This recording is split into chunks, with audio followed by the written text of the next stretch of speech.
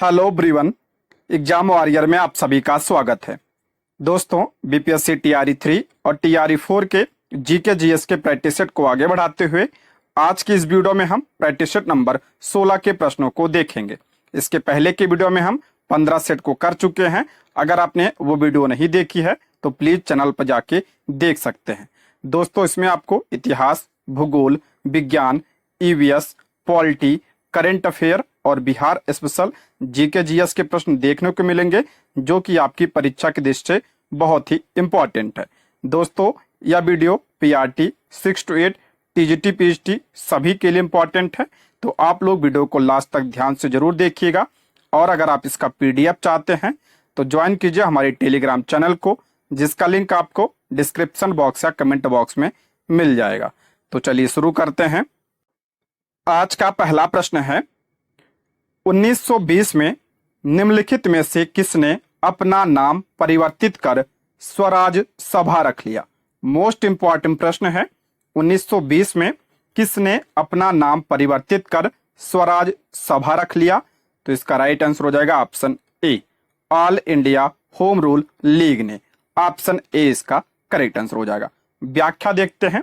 देखिए, व्याख्या से आपके कई सारे प्रश्न क्लियर होते हैं, तो आप लोग व्याख्या को ध्यान से जरूर देखिएगा। ठीक है, देखते हैं। बाल गंगाधर तिलक ने अप्रैल 1916 बेलगाम में तथा एनी बेसेंट ने सितंबर 1916 में अड्यार मद्रास में होम रूल लीग शुरू किया। इसका उद्देश्य भारत में स्वशासन स्थापित करना था। देखिए, यहां से कई सारे प्रश्न आपके बनते हैं। पहला प्रश्न आपका बनेगा कि होम रूल लीग कब शुरू हुआ था? 1916 में। 1916 में होम रूल आंदोलन शुरू हुआ था, ये ध्यान रखिएगा। पहला प्रश्न यहां से बनेगा आपका, किसने शुरू किया था? तो बाल गंगाधर तिलक और एनी बेसेंट ने शुरू किया था। बाल गंगाधर तिलक ने कब शुरू किया था? तो अप्रैल 1916 में बेलगाम से शुरू किया था। एनी बेसेंट ने कब शुरू किया था? तो सितंबर 1916 में अड्यार मद्रास से शुरू किया था। और इसका उद्देश्य क्या था? तो इसका उद्देश्य भारत में स्वशासन स्थापित करना इसका उद्देश्य था। तिलक का आंदोलन, तिलक का जो होम रूल था, यह जो है महाराष्ट्र, बंबई को छोड़कर और कर्नाटक तक सीमित था। जो तिलक का आंदोलन था ये महाराष्ट्र और कर्नाटक तक सीमित था, ध्यान रखिएगा, बंबई को छोड़कर। जबकि एनी बेसेंट का आंदोलन बंबई के साथ साथ भारत के अन्य हिस्सों में फैला था। यह भी प्रश्न बनता है। ठीक है, तिलक का आंदोलन कहां तक सीमित था? तो महाराष्ट्र और कर्नाटक तक सीमित था।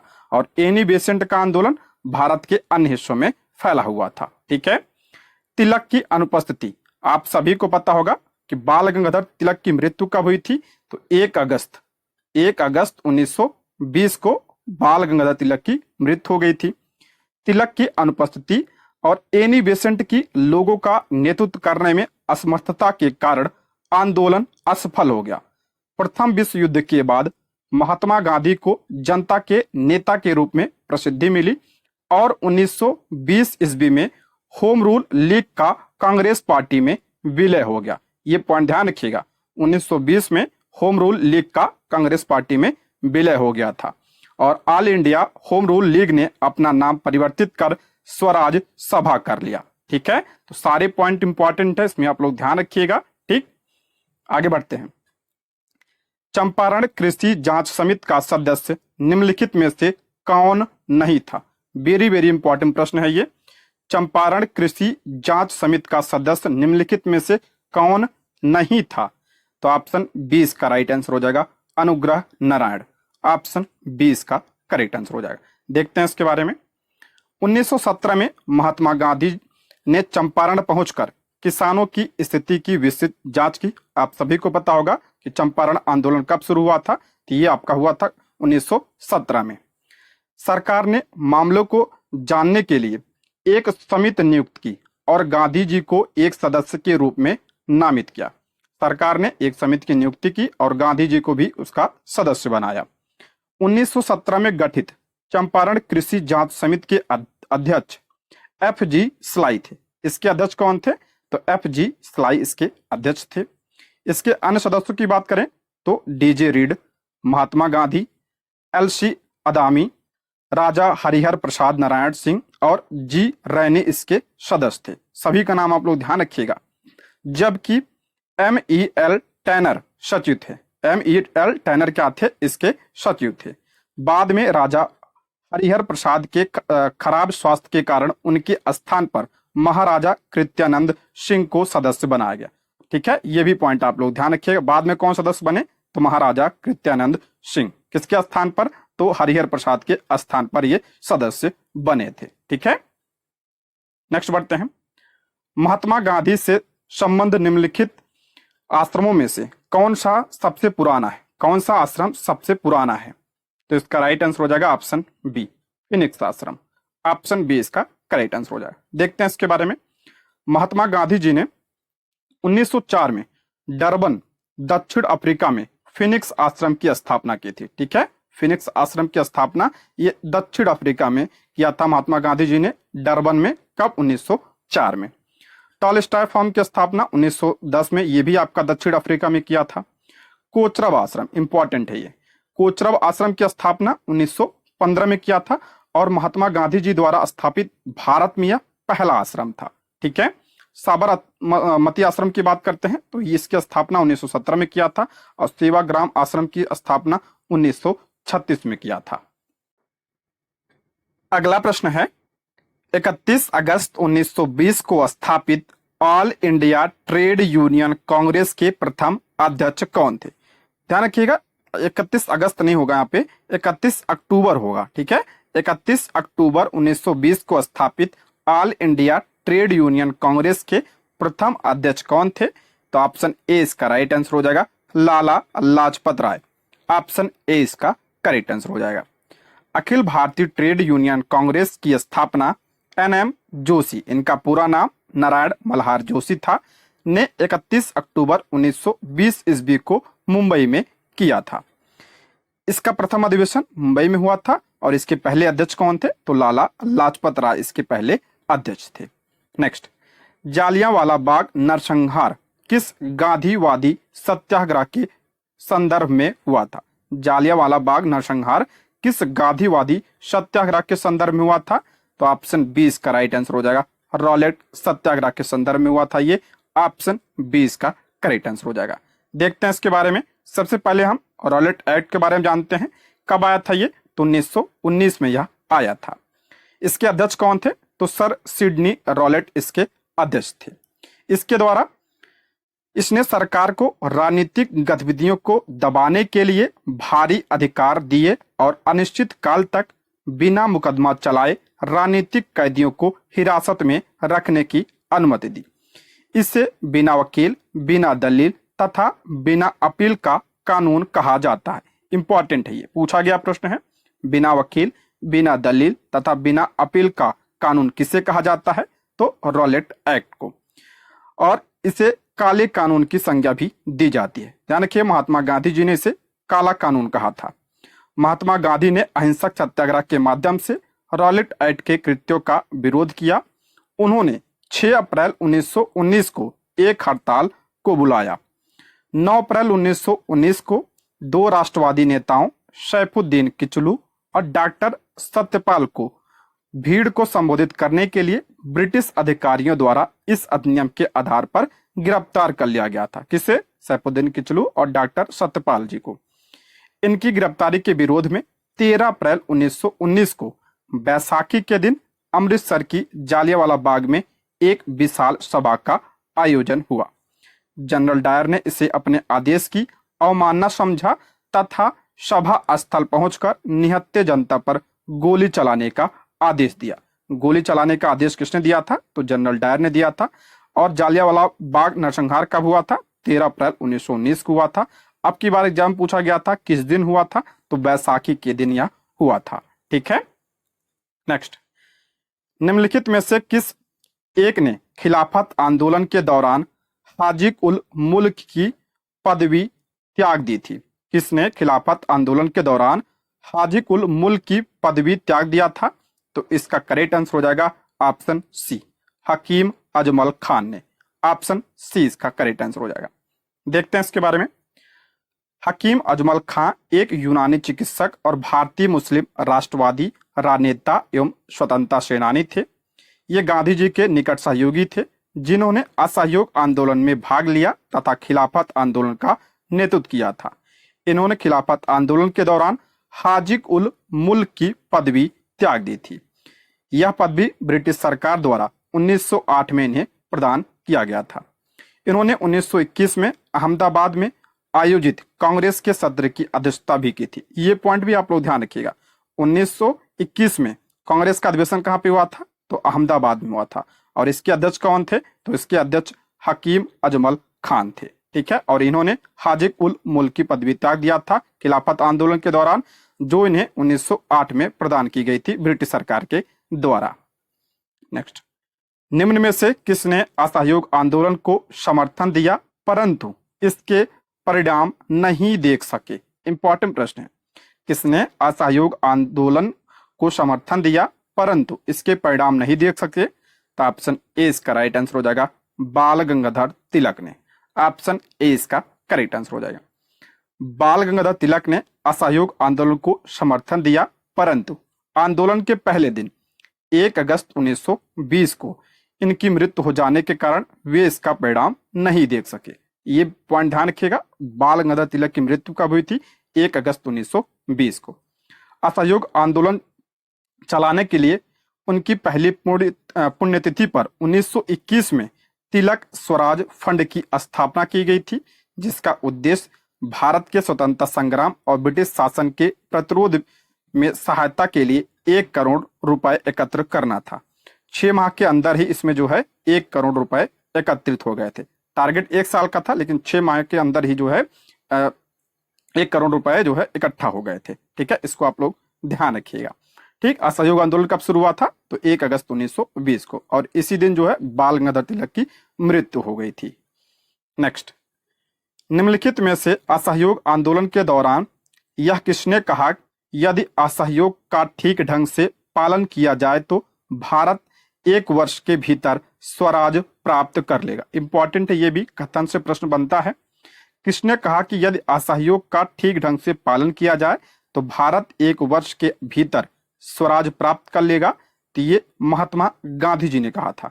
ठीक है, ऑप्शन बी इसका करेक्ट आंसर हो जाएगा। असहयोग आंदोलन की बात करें तो इसकी शुरुआत 1 अगस्त 1920 को हुई थी। सितंबर 1920 में कोलकाता में भारतीय राष्ट्रीय कांग्रेस का विशेष अधिवेशन, ये पॉइंट ध्यान रखिएगा, सितंबर 1920 में कोलकाता में भारतीय कांग्रेस का विशेष अधिवेशन बुलाया गया और इसमें असहयोग आंदोलन संबंधी प्रस्ताव प्रस्तुत किया गया। आप लोग कमेंट बॉक्स में बताइए कि जो ये विशेष अधिवेशन बुलाया गया था इसके अध्यक्ष कौन थे। इसके बाद दिसंबर 1920 में भारतीय राष्ट्रीय कांग्रेस का वार्षिक अधिवेशन नागपुर में आयोजित हुआ और इस अधिवेशन में आंदोलन के प्रस्ताव को पारित किया। ये भी कमेंट बॉक्स में बताइए, मैंने कई बार बताया है जो नागपुर अधिवेशन हुआ था 1920 में, इसके अध्यक्ष कौन थे, और ये पूछा गया प्रश्न है, कमेंट जरूर करिएगा आप लोग। ठीक है, चौरी चौरा कांड 4 फरवरी 1922, कहीं कहीं आपको 5 फरवरी देखने को मिलेगा, को संयुक्त प्रांत के गोरखपुर जिले के चौरी चौरा में हुआ था और इस घटना के बाद जो है गांधी जी ने असहयोग आंदोलन को 12 फरवरी 1922 को वापस ले लिया था। ठीक है, यहां से कई सारे प्रश्न बनते हैं तो इसको ध्यान रखिएगा और कमेंट जरूर करिएगा जो मैंने प्रश्न पूछा है। नेक्स्ट, नमक सत्याग्रह के समय गांधी जी की गिरफ्तारी के बाद आंदोलन को नेतृत्व प्रदान किया। नमक सत्याग्रह के समय गांधी जी की गिरफ्तारी के बाद आंदोलन का नेतृत्व किसने प्रदान किया था? तो इसका करेक्ट आंसर हो जाएगा ऑप्शन बी, अब्बास तैयब जी। ऑप्शन बी इसका करेक्ट आंसर हो जाएगा।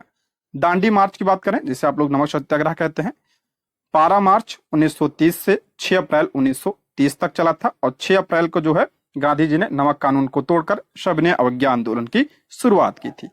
5 मई को गांधी जी के गिरफ्तार होने के बाद यह सत्याग्रह जारी रहा। तत्पश्चात आंदोलन का नेतृत्व अब्बास तैयब जी के हाथों में आ गया। ये पूछा गया प्रश्न है बीपीएससी के द्वारा, तो इसको ध्यान रखिएगा। ठीक है, तैयब जी को भी 12 मई 1930 को गिरफ्तार कर लिया गया और इसके बाद जो है इसका नेतृत्व किसने किया था? तो श्रीमती सरोजनी नायडू। ठीक है, ये पॉइंट ध्यान रखिएगा, पहले गांधी जी, फिर उसके बाद अब्बास तैयब जी, उसके बाद Sarojini Naidu ji. Next, operation Rubicon Bharat में ब्रिटिश सरकार द्वारा निम्नलिखित में से किसके संदर्भ में अपनाया जाने वाला कोड शब्द था? Operation Rubicon. भारत में ब्रिटिश सरकार द्वारा निम्नलिखित में से किसके संदर्भ में अपनाया जाने वाला कोड शब्द था ये? तो ऑप्शन ए, जेल में गांधी का आमरण अनशन। ऑप्शन ए इसका राइट आंसर हो जाए। देखते हैं इसके बारे में। आगा खां पैलेस, आप सभी को पता होगा कि असहयोग आंदोलन के दौरान गांधी जी को कहां पर रखा गया था गिरफ्तार करके? तो आगा खां पैलेस में रखा गया था। आगा खां पैलेस में गांधी में कैद के समय महात्मा गांधी के स्वास्थ्य में आमरण अनशन के कारण तेजी से गिरावट आ रही थी। आगा खां पैलेस में गांधी जी ने आमरण अनशन किया था और स्वास्थ्य में इनकी गिरावट आ रही थी। उसके कारण चिकित्सकों के परामर्श पर भारत में ब्रिटिश सरकार द्वारा विचार किया गया कि अगर गांधी जी मर जाते हैं तो बंबई सरकार प्रांतीय सरकारों के पास रूबिकॉन कूट शब्द भेज देगी। ठीक है, ये आपका क्या था? कोड वर्ड था। Next, MC Setalvad, BN Rao तथा अल्लादी कृष्णा स्वामी अय्यर प्रख्यात थे। इंपॉर्टेंट है। MC सीतलवाड़, BN राव तथा अल्लादी कृष्णा स्वामी अय्यर प्रख्यात थे। तो इसका राइट आंसर हो जाएगा आपका option C, servant of India society के। ऑप्शन सी इसका राइट आंसर। इसके सदस्य थे ये सर्वेंट ऑफ इंडिया सोसाइटी के। Option C. बात करें अगर हम सर्वेंट ऑफ इंडिया सोसाइटी, ये पूछा गया प्रश्न है। सर्वेंट ऑफ इंडिया सोसाइटी की स्थापना किसने किया था? तो 1905 में गोपाल कृष्ण गोखले ने किया था। TRE उन्होंने प्रश्न बना था, ये ध्यान रखिएगा। ठीक है, पुणे महाराष्ट्र में इसकी स्थापना की थी। इसका उद्देश्य क्या था? तो इसका उद्देश्य नौजवानों को सार्वजनिक जीवन के लिए प्रशिक्षित करना था। इस सोसाइटी के सदस्य आजीवन देश की सेवा करने का वचन लेते थे।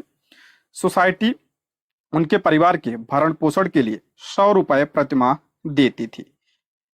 MC सीतलवाड़, BN राव तथा अल्लादी कृष्णा स्वामी अय्यर इसके क्या थे? सदस्य थे। दोस्तों, यदि आप हमारे चैनल पर नए हैं तो प्लीज चैनल को सब्सक्राइब करें और अगर आपको वीडियो पसंद आती है तो लाइक, शेयर, कमेंट करें। आप लोग लाइक करते हैं, शेयर करते हैं, कमेंट करते हैं, इससे हमें मोटिवेशन मिलता है जिससे हम आप लोगों के लिए वीडियो को ला पाते हैं।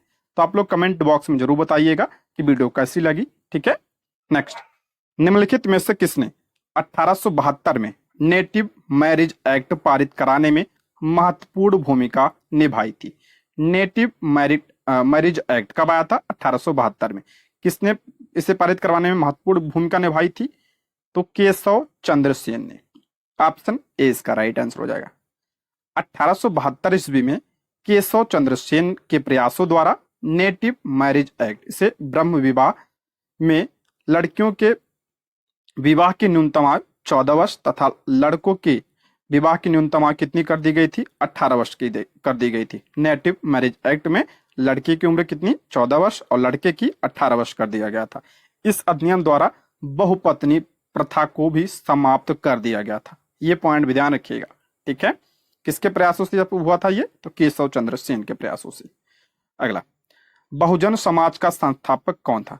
ध्यान रखिएगा प्रश्न, ये बहुजन समाज है। यहाँ पे बहुजन समाज पार्टी की बात नहीं हो रही, यहाँ पे बहुजन समाज की बात हो रही है। बहुजन समाज का संस्थापक कौन था? तो इसका राइट आंसर हो जाएगा option B, Mukund Rao. Option B इसका राइट आंसर हो जाएगा। ज्योतिबा फुले के विचारों से प्रेरित होकर मुकुंद राव पाटिल एवं शंकर राव जाधव ने 1910 ईस्वी में सतारा में बहुजन समाज की स्थापना की थी। ठीक है, मुकुंद राव पाटिल और शंकर राव ने इसकी स्थापना कब किया था? तो 1910 में। कहां पे? सतारा में। इसका उद्देश्य क्या था? तो इसका मुख्यतः उद्देश्य कांग्रेस तथा ब्राह्मणवाद का विरोध करना इसका उद्देश्य था। कोल्हापुर के शाहू महाराज ने ब्राह्मण दरबारी के साथ विवादों के कारण इस आंदोलन का समर्थन किया था। शाहू महाराज ने भी इसका समर्थन किया था। नेक्स्ट, पिछड़े वर्गों का उत्थान किसका मुख्य उद्देश्य था? पिछड़े वर्गों का उत्थान किसका मुख्य उद्देश्य था? तो इसका राइट आंसर हो जाएगा ऑप्शन सी, सत्य शोधक समाज का उद्देश्य था पिछड़े वर्गों का उत्थान। ऑप्शन सी इसका करेक्ट आंसर हो जाएगा। देखते हैं, 1873 में ज्योतिबा फुले ने पिछड़े वर्गों के उत्थान के लिए सत्य शोधक समाज की स्थापना की थी। इस आंदोलन का उद्देश्य क्या था? तो दलितों एवं निम्न जाति के लोगों का कल्याण करना व उन्हें समाज की मुख्य धारा से जोड़ना इसका उद्देश्य था। ठीक है, इसकी स्थापना ज्योतिबा फुले ने किया था 1873 में। प्रश्न बना है इसके बारे में, तो ध्यान रखिएगा। इन्होंने स्त्रियों की स्थिति सुधारने और उनकी शिक्षा के लिए 1848 में एक स्कूल खोला। वे बाल विवाह विरोधी और विधवा पुनर्विवाह के क्या थे, समर्थक थे। नेक्स्ट बढ़ते हैं। निम्न में से किस वर्ग को सर्वप्रथम पश्चिमी सभ्यता ने प्रभावित किया था? किस वर्ग को सर्वप्रथम पश्चिमी सभ्यता ने प्रभावित किया था? तो इसका करेक्ट आंसर हो जाएगा आपका ऑप्शन ए, हिंदू, शिक्षित हिंदू मध्यम वर्ग को सर्वप्रथम प्रभावित किया था। तो ऑप्शन ए इसका राइट आंसर हो जाएगा। देखते हैं इसके बारे में। शिक्षित हिंदू वर्ग सर्वप्रथम पश्चिमी सभ्यता से प्रभावित हुआ था। शिक्षित मध्यम वर्ग जब पश्चिमी सभ्यता के संपर्क में आया तो उन्होंने वहां के साहित्य, विज्ञान, संस्कृति आदि का अध्ययन किया, जिनका उन पर प्रभाव पड़ा। रूसो, मैकियावेली, टॉलस्टॉय आदि की पुस्तकों का मध्यम वर्ग पर काफी प्रभाव पड़ा। राजा राम मोहन राय आदि जो पश्चिमी सभ्यता से काफी प्रभावित थे, भारत में अंग्रेजी माध्यम से शिक्षा, वैज्ञानिक दृष्टिकोण आदि का समर्थन करने लगे। सभी को पता होगा इनके बारे में, मैंने कई बार बताया है। नेक्स्ट, निम्नलिखित में से किस समाज सुधारक ने 1826 के जूरी अधिनियम का कड़ा विरोध किया था? यह भी इंपॉर्टेंट प्रश्न है। किस समाज सुधारक ने 1826 में जूरी अधिनियम का कड़ा विरोध किया था? तो राजा राम मोहन राय ने इसका विरोध किया था। ऑप्शन बी इसका राइट आंसर हो जाएगा। देखते हैं इसके बारे में, जूरी अधिनियम क्या था, देखते हैं।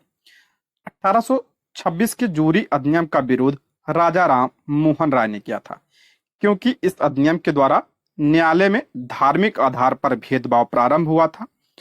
इसके अनुसार किसी भी भारतीय के मामले की सुनवाई अंग्रेज व ईसाई जज कर सकते थे, परंतु अंग्रेज व ईसाई के मामले की सुनवाई का अधिकार अन्य धर्म से संबंधित जज नहीं कर सकते थे। ठीक है, ये पॉइंट ध्यान रखिएगा। और इसका विरोध किसने किया था? तो राजा राम मोहन राय ने इसका विरोध किया था। राजा राम मोहन राय की बात करें तो इन्होंने 1828 में ब्रह्म समाज की भी स्थापना किया था। ठीक है, 1815 में आत्मीय सभा की स्थापना किया था। ये सारे पॉइंट आप लोग ध्यान रखिएगा। नेक्स्ट, हाली पद्धति संबंधित थी। हाली पद्धति संबंधित थी किससे? तो ये बधुआ मजदूरी से संबंधित थी हाली पद्धति। Option C. देखते हैं इसके बारे में। हाली पद्धति बधुआ मजदूर व बधुआ मजदूरी से संबंधित है। बारदोली क्षेत्र में काली पराग जनजाति को हाली पद्धति के अंतर्गत उच्च जातियों के यहाँ पुश्तैनी मजदूर के रूप में कार्य करना होता था। ये इंपॉर्टेंट है। हाली पद्धति के अंतर्गत जो काली पराग जनजाति थी, इनको उच्च जातियों के यहाँ पुश्तैनी मजदूर के रूप में कार्य करना होता था। ठीक है, गांधी जी के सलाह पर बारदोली के कार्यकर्ताओं द्वारा काली पराजों का सम्मेलन आयोजित होता था। 1927 का सम्मेलन की अध्यक्षता गांधी जी ने की थी। जो काली पराज की सम्मेलन होता था 1927 में, इसकी अध्यक्षता किसने किया था? तो गांधी जी ने किया था। और 1927 में ही काली पराजों के वार्षिक अधिवेशन की अध्यक्षता करते हुए काली पराजों को रानी पराज वनवासी की उपाधि दी थी। ठीक है, रानी पराज या वनवासी की उपाधि दिया था महात्मा गांधी जी ने। नेक्स्ट, भारत का पहला समाचार पत्र कौन सा था? इंपॉर्टेंट है। भारत का पहला समाचार पत्र कौन सा था? तो बंगाल गजट। ऑप्शन ए इसका राइट आंसर है। ध्यान रखिएगा, बंगाल गजट ये अंग्रेजी में था। ठीक है, लेकिन हिंदी में पूछा जाए तो हिंदी का पहला समाचार पत्र कौन सा था? तो उद्दंत मार्तंड था। लेकिन यहाँ पे कुछ नहीं लिखा है इंग्लिश हिंदी, तो ध्यान रखिएगा, तो इसलिए ऑप्शन ए इसका राइट आंसर हो जाएगा, बंगाल गजट। वर्ष 1780 में जेम्स अगस्टस हिक्की द्वारा अंग्रेजी भाषा में संपादित बंगाल गजट भारत का पहला समाचार पत्र था। यह साप्ताहिक पत्र था जिसका प्रकाशन कहां से होता था? कोलकाता से इसका प्रकाशन होता था। नेक्स्ट बढ़ते हैं। भारत में प्रथम 3 विश्वविद्यालय कलकत्ता, मद्रास, बंबई की स्थापना किस वर्ष हुई? मैंने बताया था इसके बारे में। कलकत्ता, मद्रास और बंबई की स्थापना जो है, विश्वविद्यालय की स्थापना 1857 में हुई थी।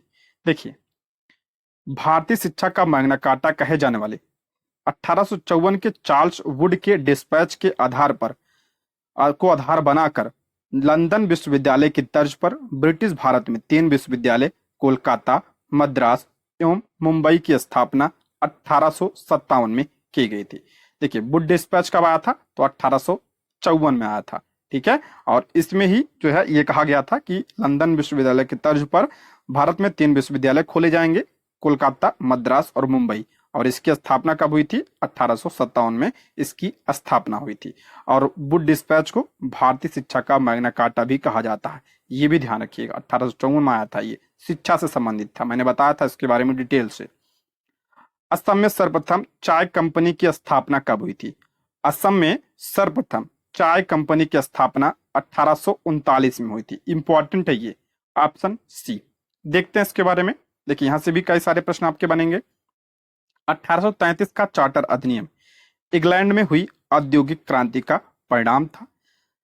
1833 का जो चार्टर आया था, इसके माध्यम से इसके द्वारा चाय और चीन के साथ व्यापार करने का कंपनी का एकाधिकार समाप्त कर दिया गया। ये प्रश्न बनता है कि किस अधिनियम के द्वारा चाय और चीनी के साथ व्यापार करने का कंपनी के एकाधिकार को समाप्त कर दिया गया। तो इसका राइट आंसर हो जाएगा 1833 के चार्टर अधिनियम। भारत में प्रथम चाय बागान असम में 1835 में लगाया गया था और यहाँ उत्पादित चाय को लंदन बेचा गया। जब कंपनी का चाय उत्पादन का प्रयोग सफल रहा, तब कंपनी ने अपने चाय बागान का आवंटन व्यक्तिगत कंपनियों को कर दिया। इन कंपनियों में सबसे पहली कंपनी थी असम चाय कंपनी, ठीक है। और इसकी स्थापना कब हुई थी, 1839 में। देखिए अगर पूछा जाए भारत में प्रथम चाय बागान असम में कब लगाया गया था, 1835 में। लेकिन अगर पूछा जाए असम चाय कंपनी की स्थापना कब हुई थी, तो 1839 में हुई थी, ठीक है। ये पॉइंट आप लोग ध्यान रखिएगा। नेक्स्ट, किस स्थल से मानव कंकाल के साथ कुत्ते का कंकाल भी प्राप्त हुआ? इंपॉर्टेंट प्रश्न है। किस स्थल से मानव कंकाल के साथ कुत्ते का कंकाल भी प्राप्त हुआ है? तो कहां से प्राप्त हुआ है? एक ही में दोनों तो ब्रह्मगिरी सेम ही है, चिरांद नहीं। यह कहां से प्राप्त हुआ? तो बुर्ज होम से प्राप्त हुआ है, ठीक है। तो ऑप्शन ई इसका राइट आंसर हो जाएगा, उपयुक्त में से कोई नहीं। ऑप्शन ई इसका करेक्ट आंसर हो जाएगा। देखिए बुर्ज होम जो है एक नौपाषाणिक स्थल, ये भी प्रश्न बनता है कि बुर्ज होम जो है कैसा है स्थल है, तो ये नौपाषाणिक स्थल है जो कश्मीर घाटी में श्रीनगर से 6 मील उत्तर पूर्व में स्थित है। ये जम्मू कश्मीर में स्थित है बुर्ज होम। इस स्थल से मानव कंकाल के साथ कुत्ते के कंकाल के साक्ष्य भी प्राप्त हुए। एनसीईआरटी क्लास 6 में है ये, ठीक है, इंपॉर्टेंट है ये। गर्तावास गड्ढों वाले छप्पर इस स्थल की प्रमुख विशेषता है। यहाँ के लोग कृषि से परिचित थे। गर्तावास भी जो है आपका बुर्ज होम से मिला है, ये पॉइंट भी आप लोग ध्यान रखिएगा। नेक्स्ट, मोहनजोदड़ो में सबसे बड़ा भवन कौन सा है? मोहनजोदड़ो में सबसे बड़ा भवन कौन सा है? तो अन्नागार था या धान्यागार, ऑप्शन बी इसका करेक्ट आंसर हो जाएगा। देखते हैं इसके बारे में। मोहनजोदड़ो की सबसे बड़ी इमारत अन्नागार या अन्न कुठार या धान्यागार है। यह 45.71 मीटर लंबा और 15.23 मीटर चौड़ा है। मोहनजोदड़ो की खोज किसने किया था? तो राखाल दास बनर्जी ने किया था। कब? 1922 में। यह भी प्रश्न बनता है, ध्यान रखिएगा। ये भी इंपॉर्टेंट है, कहां पे है ये? तो पाकिस्तान के सिंध प्रांत के लरकाना जिले में सिंधु नदी के किनारे के दाएं तट पर स्थित है। देखिए कितने सारे प्रश्न बनता है यहाँ से। खोज कब हुई थी? 1922 में। किसने किया था? राखाल दास बनर्जी ने किया था। कहाँ पे है ये? पाकिस्तान में। पाकिस्तान में अगर पूछा जाए किस नदी किनारे है, तो सिंधु नदी के दाएं तट पर यह स्थित है। यहाँ से किसके किसके साक्ष्य मिले थे? तो विशाल स्नानागार के साक्ष्य मिले थे, अन्नागार के साक्ष्य मिले थे, कांस की नग्न नारी मूर्ति के साक्ष्य मिले थे, एक श्रृंगी पशु वाली मुद्रा मिली थी यहाँ से, दाढ़ी वाले साधु की मूर्ति भी यहाँ से प्राप्त हुई थी। नेक्स्ट, निम्नलिखित में से किसका संकलन ऋग्वेद पर आधारित है? इंपॉर्टेंट है, पूछा गया प्रश्न है। किसका संकलन जो है आपका ऋग्वेद पर आधारित है? तो ऑप्शन ए इसका राइट आंसर हो जाएगा, सामवेद का, ठीक है। सामवेद का संकलन आपका ऋग्वेद आधारित है। ऋग्वेद जो है सबसे पुराना वेद है। देखते हैं इसके बारे में। सामवेद का संकलन ऋग्वेद पर आधारित है। सामवेद में 1875 ऋचाएं हैं। सामवेद में जो मूल मंत्र कितने हैं? तो 99। बाकी जो है ऋग्वेद से लिया गया है, इसलिए जो है ये ऋग्वेद पर आधारित माना जाता है। साम का अर्थ होता है आपका गान। इसमें मुख्यतः यज्ञों के अवसर पर गाए जाने वाले मंत्रों का संग्रह है। इसे भारतीय संगीत का जनक कहा जाता है। मोस्ट इंपॉर्टेंट है, सामवेद को जो है भारतीय संगीत का जनक कहा जाता है। जो हमारे स्वर हैं सारे गामा पाधानी, इसकी उत्पत्ति भी आपका सामवेद से हुई है। सामवेद को गाने वाले को क्या कहा जाता है? तो तो उद्गाता कहा जाता है। सामवेद के मंत्रों को गाने वाला उद्गाता कहलाता है और इसमें मुख्यतः सूर्य स्तुति के मंत्र शामिल हैं। ठीक है, तो सारे पॉइंट ध्यान रखिएगा। नेक्स्ट, गोत्र शब्द का प्रयोग सर्वप्रथम कहाँ हुआ था? गोत्र शब्द का प्रयोग जो है सर्वप्रथम कहाँ पे हुआ था? तो आपका हो जाएगा ऑप्शन ए, इसका राइट आंसर हो जाएगा ऋग्वेद में, ऑप्शन ए। देखिए, ऋग्वेद में परिवारवाचक गोत्र शब्द का प्रयोग किया गया है। गोत्र शब्द का अर्थ है पुत्र के साथ उत्पन्न होने वाली संतान। गोत्र की अवधारणा सर्वप्रथम उत्तर वैदिक काल में आई। यह किसी मूल पुरुष ऋषि से प्रारंभ मानी जाती है।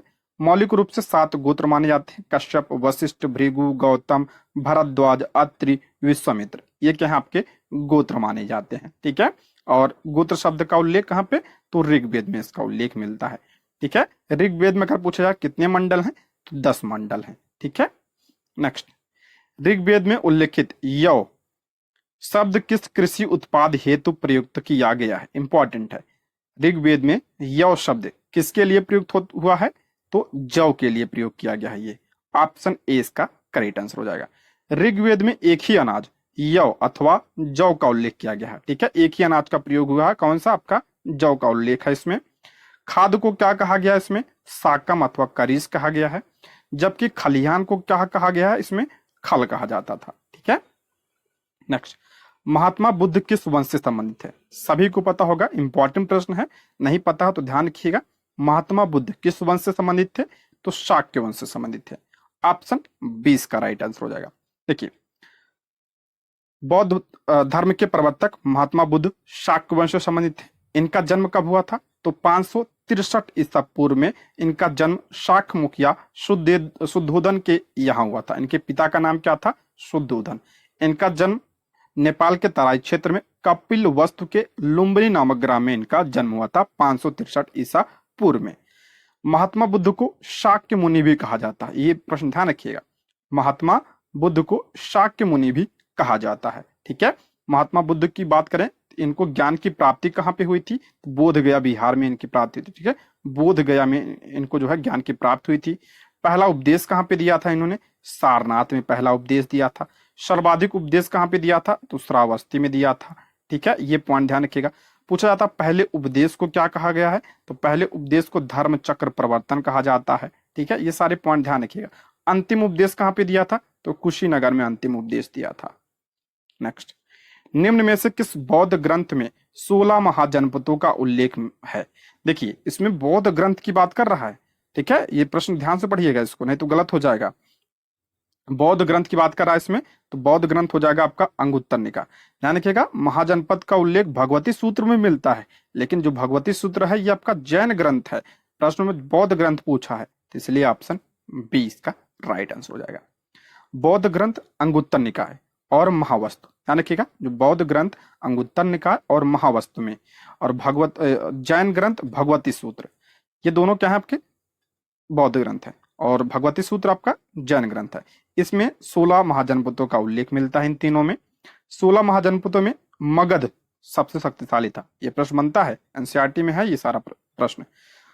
16 महाजनपदों का उल्लेख में सबसे शक्तिशाली कौन था? मगध था। अस्मक एक ऐसा जनपद था जो दक्षिण भारत में गोदावरी नदी के किनारे पर स्थित है। इंपॉर्टेंट है, अस्मक जो था ये आपका दक्षिण भारत में स्थित था। एकमात्र एक 16 में एक था जो दक्षिण भारत में स्थित था, वो भी आपका गोदावरी नदी के किनारे पर। 16 महाजनपदों में जो वज्जी और मल्ल, ये भी इंपॉर्टेंट है। 16 महाजनपदों में वज्जी और मल्ल में गणतंत्रात्मक व्यवस्था थी, जबकि शेष में क्या थी? आपका राजतंत्रात्मक व्यवस्था थी। ठीक है, यहां से जितने पॉइंट हैं सबसे प्रश्न बनते हैं। नेक्स्ट, सारनाथ स्तंभ का निर्माण किसने करवाया था? इंपॉर्टेंट है, सारनाथ स्तंभ, इसे ही अशोक स्तंभ कहा जाता है।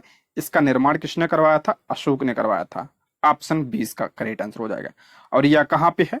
तो यह उत्तर प्रदेश के सारनाथ नगर जिले में, सारनाथ नगर में स्थित है।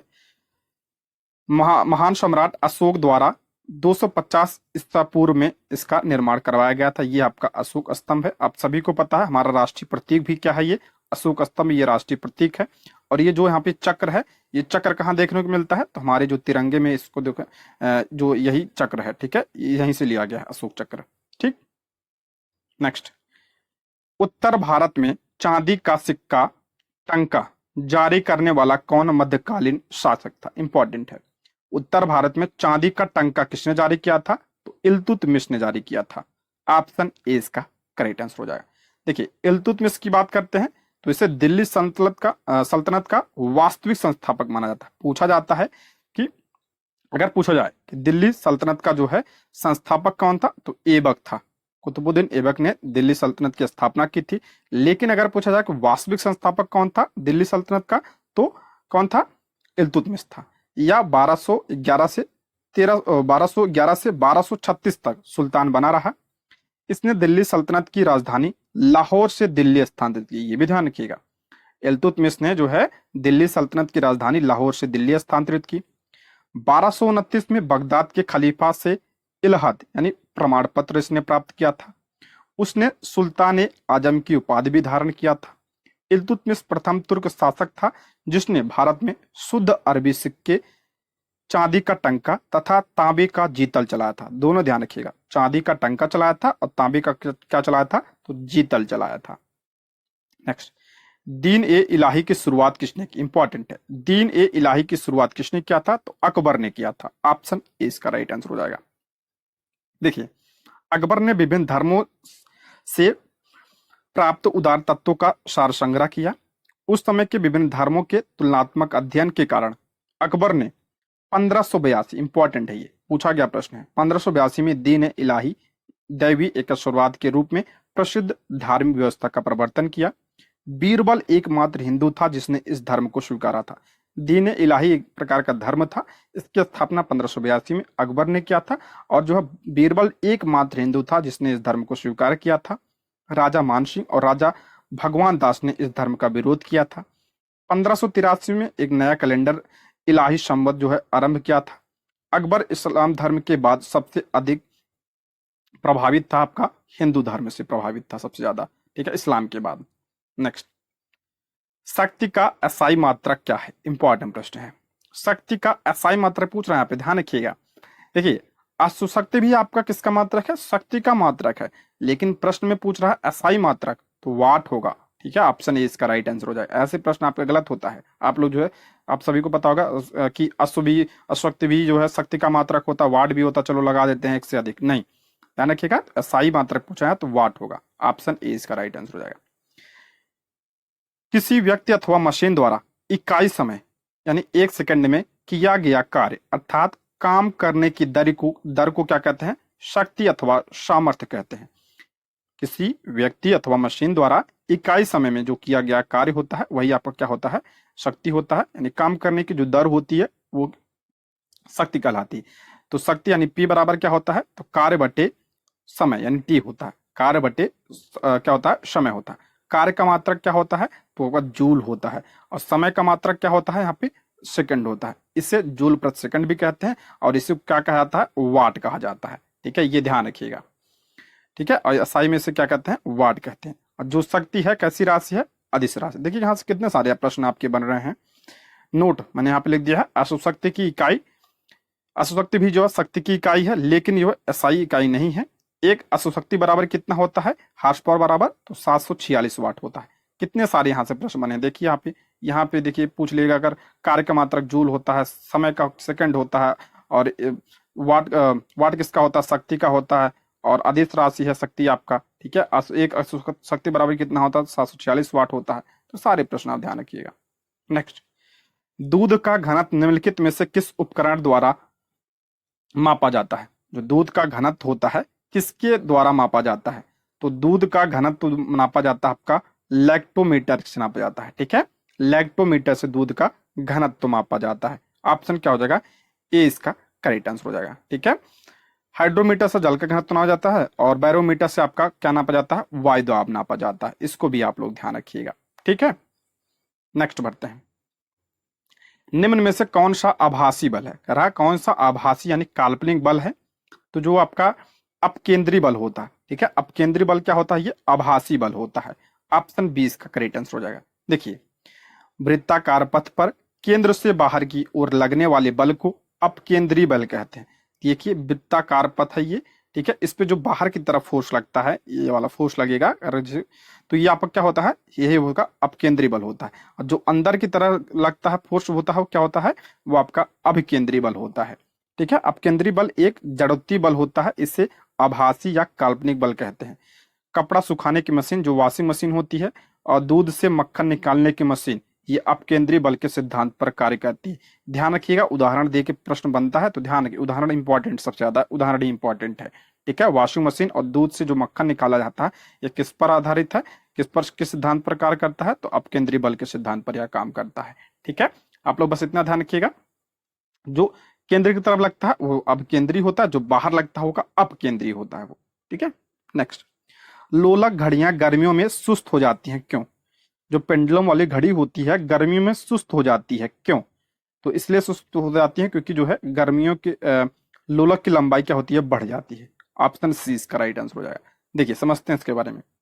लोलक का जो आवर्तकाल होता है टी, लोलक की लंबाई के अनुक्रमानुपाती होता है। देखिए ये आपका लोलक क्या था, लंबाई क्या होता है, आवर्तकाल, इसके क्या होता है, अनुक्रमानुपाती होता है। यानी अगर लंबाई बढ़ेगी तो आपका आवर्तकाल भी क्या होगा, बढ़ेगा, या लंबाई घटेगी तो आवर्तकाल भी आपका घटेगा। तो गर्मी में क्या होता है, धातुएं गर्मी पाकर फैलती हैं, इसलिए गर्मियों में लोलक की लंबाई, जो होता है लोलक होता है, ये धातु से बना होता है और धातु का गुण होता है, ये फैलती हैं और गर्मियों में फैलती हैं, इसलिए गर्मियों में लोलक की लंबाई क्या होती है, बढ़ जाती है, जिस कारण से वह अपना एक चक्कर पूरा करने में पहले से ज्यादा समय लेता है, इसलिए गर्मियों में लोलक की घड़ियां धीमी हो जाती है। ठीक है। ये पॉइंट ध्यान रखिएगा, कई बार ऐसा प्रश्न बनता है तो ध्यान रखिए। नेक्स्ट, टेलीविजन के रिमोट कंट्रोल में किस प्रकार के विद्युत चुम्बकीय विकिरण का प्रयोग होता है? टेलीविजन का जो रिमोट होता है उसमें किसका प्रयोग होता है, तो अवरक्त विकिरण का प्रयोग होता है। ठीक है। अवरक्त का, ऑप्शन ए इसका राइट आंसर हो जाएगा। अवरक्त क्या है, ध्यान रखिएगा, एक विद्युत चुम्बकीय विकिरण है, ये भी प्रश्न बनता है। ठीक है। कैसे विकिरण है, तो विद्युत चुम्बकीय विकिरण है, जिसका उपयोग टेलीविजन रिमोट कंट्रोल में किया जाता है। अवरक्त विद्युत चुम्बकीय विकिरण जिनकी तरंग दैर्ध्य दृश्य प्रकाश की तुलना में क्या होती है, अधिक लंबी होती है, इसलिए यह मानव आंख के लिए अदृश्य होती है, इसलिए दिखाई नहीं देती है। नेक्स्ट, जब दो लोग आपस में बात करते हैं तो कितने डेसिबल की ध्वनि उत्पन्न होती है? इंपॉर्टेंट है। जब दो लोग आपस में बात करते हैं तो कितने डेसिबल की, तो लगभग 30 डेसिबल की ध्वनि उत्पन्न होती है जब दो लोग बात करते हैं। देखिए, ध्वनि की तीव्रता लोगों की बातचीत के प्रकार पर निर्भर करती है और इसको हम किस में नापते हैं, डेसिबल में नापा जाता है। जो फुसफुसाहट होती है ये 15 से 20 डेसिबल होता है लगभग। जो बातचीत का डेसिबल होता है 30 से 60 डेसिबल होता है, तथा तेज बातचीत को 2 डेसिबल होता है तो 17 से 80 डेसिबल की ध्वनि उत्पन्न होती है इसमें। ठीक। नेक्स्ट है, जीवन रक्षक हार्मोन किस ग्रंथ से स्रावित होते हैं? जीवन रक्षक हार्मोन किस ग्रंथ से स्रावित होते हैं, तो ये एड्रिनल ग्रंथ से स्रावित होते हैं। ऑप्शन ए इसका राइट आंसर है। एड्रिनल यानी अधवृक्ष से यह स्रावित होता है। ठीक है। जीवन रक्षक हार्मोन अधवृक्ष से स्रावित होते हैं। ऑप्शन क्या हो जाएगा, ए इसका करेक्ट आंसर हो जाएगा। ठीक। नेक्स्ट, यदि सामान्य पानी में कोई अंडा डाला जाए तो वह डूब जाता है, पर यदि पानी में काफी मात्रा में नमक मिला हुआ हो तो उसमें अंडा डाल दिया जाए तो क्या होगा? इंपॉर्टेंट है। यदि सामान्य पानी में कोई अंडा डाला जाता है तो क्या होता है, वो डूब जाता है। करा यदि पानी में नमक मिला दिया जाए तो क्या होगा? ध्यान रखिएगा, अंडा क्या होगा, पानी में तैरेगा। ठीक है। ऑप्शन सी, अंडा पानी में तैरता रहेगा। ऑप्शन सी इसका राइट आंसर हो जाएगा। ऐसा क्यों होगा, यहाँ पे देखते हैं। किसी भी द्रव में जब उससे अधिक घनत्व वाली वस्तु डुबोई जाए तो वस्तु डूब जाती है। करा किसी द्रव में उससे अधिक घनत्व वाली वस्तु डुबोई जाए तो क्या होती है, वो डूब जाती है, जबकि कम घनत्व वाली वस्तु तैरती है। अब इसका घनत्व कम हो जाता है वो क्या होता है, तैरती है। ये ध्यान रखिएगा। चूंकि पानी में नमक मिलाने पर क्या होता है, उसका घनत्व बढ़ जाता है। जब हम पानी में नमक मिलाते हैं तो क्या होता है, घनत्व बढ़ जाता है। और क्या अंडे का घनत्व क्या हो जाता है, कम हो जाता है। ठीक है। अंडे का घनत्व उससे कम हो जाता है, इसलिए वह तैरता है। जिसका घनत्व कम होगा, ध्यान रखिएगा ये ट्रिक, जिसका घनत्व कम होगा वो तैरेगा। ठीक है। और जिसका ज्यादा होगा वो क्या होगा, आपका डूब जाएगा। नेक्स्ट, पानी में लोहे की सुई डूब जाती है लेकिन जहाज तैरता है, यह किस सिद्धांत पर कार्य करता है? इंपॉर्टेंट प्रश्न है। तो ऑप्शन बी, आर्किमिडीज सिद्धांत पर यह काम करता है। ऑप्शन बी इसका करेक्ट आंसर हो जाएगा। इसमें भी घनत्व का रोल होता है। तो कील का घनत्व पानी से बहुत अधिक होता है। अभी मैंने बताया था कील का घनत्व पानी से अधिक होता है, तो इसलिए क्या होती है, डूब जाती है। मैंने बताया जिसका घनत्व ज्यादा होगा वो डूब जाएगा। कील का घनत्व पानी से बहुत अधिक होता है, तो यह आसानी से डूब जाता है। जहाज द्वारा हटाया गया पानी का भार उसके वजन के बराबर होता है, इसलिए क्या होता है, वो तैरता रहता है। यही आपका आर्किमिडीज का सिद्धांत है। जबकि लोहे की कील द्वारा हटाए गए पानी का भार उसके भार से क्या होता है, कम होता है, इसलिए लोहे की कील क्या होती है, डूब जाती है। इसमें भी आपका घनत्व का रोल होता है। ठीक है, नेक्स्ट, ऑक्सिन होते हैं। ऑक्सिन जो होते हैं ये क्या होता है, ये वृद्धि हार्मोन होता है, ये पादप हार्मोन है। ऑप्शन सी इसका राइट आंसर हो जाएगा। ऑक्सिन एक पादप हार्मोन है जो पादप कोश का वृद्धि, कोश का विभेदन, कोश का विभाजन और संवहनी कोशिकाओं में उपचार, फूलों के विकास के समय और पूरे पौधे के समान संतुलित विकास के लिए क्या होता है, ये जिम्मेदार होता है। ये पौधे के अगर हार्मोन की बात करते हैं, इंपॉर्टेंट है ऑक्सिन, जिब्रेलिन, साइटोकाइनिन, एथिलीन और एब्सिसिक अम्ल जो है क्या होते हैं, ये क्या है, पादप हार्मोन, इंपॉर्टेंट है। ठीक है, जो एथिलीन होता है अक्सर एग्जाम पूछा जाता है, ये फल पकाने वाला हार्मोन होता है। ये सारे पॉइंट आप ध्यान रखिएगा। नेक्स्ट, रक्त समूह के खोज करता है। रक्त समूह की खोज किसने किया था, तो लैंडस्टीनर ने किया था। ऑप्शन ए इसका करेक्ट आंसर हो जाएगा। कार्ल लैंडस्टीनर ने रक्त समूह की खोज की थी। नेक्स्ट, जीवों एवं वातावरण की अंतर अभिक्रिया के संबंधित जीव विज्ञान की शाखा कहलाती है। जीवों एवं वातावरण की अंतर अभिक्रिया से संबंधित जीव विज्ञान की शाखा क्या कहलाती है, उसे हम पारिस्थितिकी कहते हैं। ऑप्शन 20 का राइट आंसर हो जाएगा। अला अंतःदर्शी इंडोस्कोपी, जिसे आप लोग कहते हैं इंडोस्कोप, क्या है, इंपॉर्टेंट प्रश्न है ये। अंतःदर्शी क्या होता है, तो यह आहार नाल के भीतर देखने के लिए प्रयुक्त एक प्रकाशिक यंत्र होता है। ठीक है, ऑप्शन ए इसका करेक्ट आंसर हो जाएगा। आहार नाल में देखने के लिए इसका प्रयोग किया जाता है। ठीक है, एक प्रकार का यंत्र होता है ये, ऑप्शन ए। नेक्स्ट, रक्त कोशों में मनुष्य का रक्त किस रसायन के साथ मिलाकर रखा जाता है। रक्त कोशों में मनुष्य का जो रक्त होता है किस रसायन के साथ मिलाकर रखा जाता है, तो सोडियम नाइट्रेट व डेक्सट्रेट के साथ। ऑप्शन क्या हो जाएगा, ए इसका राइट आंसर हो जाएगा। पत्तियां क्यों हरे दिखाई देते हैं, इंपॉर्टेंट है। पत्तियां क्यों हरे दिखाई देते हैं, अब तो सभी को पता होगा क्लोरोफिल की वजह से दिखाई देता है, लेकिन ये प्रश्न में कुछ अलग पूछ रहा है। ठीक है, इसमें पूछ रहा है, ये प्रकाश से संबंधित प्रश्न है। पत्तियां क्यों हरी दिखाई देती हैं, तो क्यों होता है, तो इसका करेक्ट आंसर हो जाएगा ऑप्शन ए, हरा प्रकाश परावर्तित करती हैं। ऑप्शन ए इसका करेक्ट आंसर। पत्तियां क्या करती हैं, हरा प्रकाश परावर्तित कर देती हैं और शेष को क्या करती हैं, सोख लेती हैं।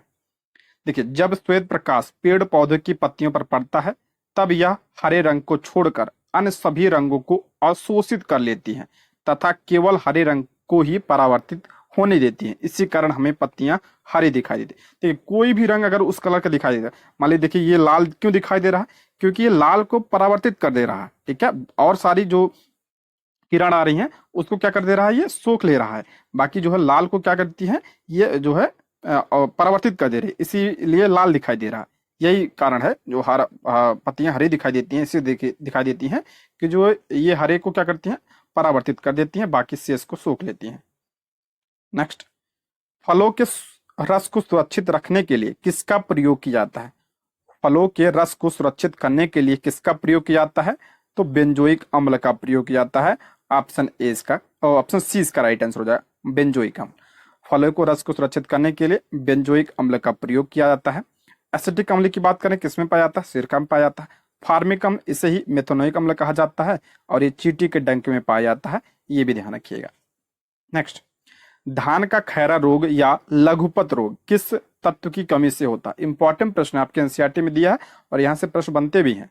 धान का जो खैरा रोग होता है इसे लघुपत रोग कहते हैं, किस तत्व की कमी से होता है, तो ये जस्ता की कमी से होता है। ऑप्शन ए इसका राइट आंसर हो जाएगा। देखिए, खैरा रोग धान में लगने वाला एक रोग है। इसमें पत्तियों पर हल्के पीले रंग के धब्बे बनते हैं जो बाद में कत्थई रंग के हो जाते हैं। देखिए यहाँ पे चित्र में देख सकते हैं, हल्का पीला और थोड़ा बाद में क्या हो रहा है, कत्थई रंग का हो जाता है, यही खैरा रोग है। पौधा बौना रह जाता है और व्यात कम होती है और प्रभावित पौधे की जड़ें भी कत्थई रंग की हो जाती है। यह रोग जस्ते की कमी के कारण होता है। मिट्टी में जस्ते की कमी के कारण यह धान का खैरा रोग होता है। ये इंपॉर्टेंट है, ध्यान रखिएगा। अगला प्रश्न है, मानव शरीर में तांबा धातु की मात्रा की वृद्धि होने से कौन सी बीमारी होती है? इंपॉर्टेंट है। मानव शरीर में तांबा धातु की वृद्धि से कौन सी बीमारी होती है? तो ऑप्शन सी इसका राइट आंसर हो जाएगा, विल्सन बीमारी। ऑप्शन सी इसका करेक्ट आंसर हो जाएगा। विल्सन रोग एक वंशानुगत बीमारी है, ठीक है, वंशानुगत है, जिसमें शरीर में अतिरिक्त तांबा जमा हो जाता है। इसके लक्षण मुख्य रूप से मस्तिष्क और यकृत से जुड़े हुए होते हैं। तांबा एक लेस खनिज है जिसकी हमारे शरीर को कम मात्रा में आवश्यकता होती है, ठीक है, इसकी हमारे शरीर में कम मात्रा में आवश्यकता होती है। विल्सन रोग गुणसूत्र 13 पर एक विशिष्ट जीन की निष्क्रियता के कारण होती है। जीन को ATP 7B के रूप में जाना जाता है। ये इतना इंपॉर्टेंट नहीं है, आपके लिए इंपॉर्टेंट है कि तांबा की अधिकता के कारण कौन सा रोग होता है, तो विल्सन रोग होता है। और एक कैसा रोग है, तो ये वंशानुगत रोग है। नेक्स्ट, रुधिर में श्वेत रक्त कणिकाओं की अत्यधिक मात्रा में उपस्थिति को रोग विज्ञान की भाषा में कहते हैं। इंपॉर्टेंट है, रुधिर में WBC की अत्यधिक मात्रा की उपस्थिति को रोग विज्ञान की भाषा में क्या कहते हैं? उसे ल्यूकेमिया कहते हैं। ऑप्शन ए इसका राइट आंसर, ल्यूकेमिया। श्वेत रक्त कोशिकाओं का अपने स्तर से बहुत अधिक बनना ल्यूकेमिया कहलाता है, जिसे हम ब्लड कैंसर भी कह सकते हैं। रक्त में ल्यूकोसाइट्स की अधिक संख्या प्रायः किसी रोग का सूचक होता है। आमतौर पर रक्त की 1 लीटर मात्रा में 4 × 10⁹ से लेकर 1.1 × 10⁻10 के बीच श्वेत रक्त कोशिकाएं होती हैं, जो किसी स्वस्थ वयस्क में रक्त का 1% होता है। नेक्स्ट बढ़ते हैं, निम्नलिखित में से कौन सा एक कंप्यूटर वायरस है? कंप्यूटर से भी आपके PRT में एक प्रश्न बनता है, तो इसको भी ध्यान रखिएगा। निम्नलिखित में से कौन सा एक कंप्यूटर वायरस है? तो ये आपका माइकल एंजेलो। ऑप्शन ए इसका राइट आंसर हो जाए, ये कंप्यूटर वायरस है। अला, समुद्र के किनारे की वनस्पति कहलाते हैं। समुद्र के किनारे जो वनस्पति होते हैं वो कौन से वनस्पति होते हैं? मैंने बताया था इसके बारे में, तो ये लवणोद्भिद होते हैं। ऑप्शन ए इसका राइट आंसर हो जाएगा, ऑप्शन ए इसका करेक्ट आंसर हो जाएगा। लवणोद्भिद जो है ये आपका समुद्र किनारे, इसे हम क्या कहते हैं? इसे हैलोफाइट्स कहते हैं, ठीक है, हैलोफाइट्स। पादप जो खारे पानी की झीलों, समुद्री जल अथवा लवण युक्त मृदा में पाए जाते हैं, उन्हें क्या कहते हैं? हैलोफाइट्स कहा जाता है। मोस्ट इंपॉर्टेंट है, मैंग्रोव इसी का उदाहरण है, ठीक है, मैंग्रोव जो वन होते हैं इसी के उदाहरण होते हैं। नेक्स्ट, स्वपारिस्थितिकी का अभिप्राय है। पारिस्थितिकी का अभिप्राय क्या है? तो ऑप्शन बी, व्यक्तिगत जीवधारी का पारिस्थितिक अध्ययन। ऑप्शन बी, स्वपारिस्थितिकी का अर्थ अपने पर्यावरण के साथ प्रजातियों के संबंध का अध्ययन। स्वपारिस्थितिकी व्यक्तिगत जीवों का अध्ययन भी है। मरुभिद्दों में लंबा मूल तंत्र होता है। मरुभिद्द मैंने बताया था, जो मरुभिद्द पौधे होते हैं कहाँ पे होते हैं? तो मरुस्थल में जो पौधे होते हैं उन्हें क्या कहते हैं? मरुभिद्द पौधे कहते हैं, ठीक है, मरुस्थल में पाए जाते हैं। सभी को पता होगा मरुस्थल में जो है पानी की कमी होती है, ठीक है, पानी की कमी होती है। तो गहरे जल स्तरों से जल अवशोषित करने से जुड़े गहराई में जो है, जुड़े नहीं है, फिर जड़ें होंगी, ठीक है, जड़ें गहराई में चली जाती हैं। जल की खोज में जो होती हैं ये जड़ें जो होती हैं पौधों की, इनकी जो है जड़ें बहुत नीचे तक चली जाती हैं, इसलिए जो है इनका जो है जड़ यानी मूल जो होता है क्या होता है? लंबा होता है। ऑप्शन क्या हो जाएगा इसका? करेक्ट आंसर हो जाएगा ऑप्शन बी इसका राइट आंसर हो जाएगा, जल के लिए नीचे चली जाती है।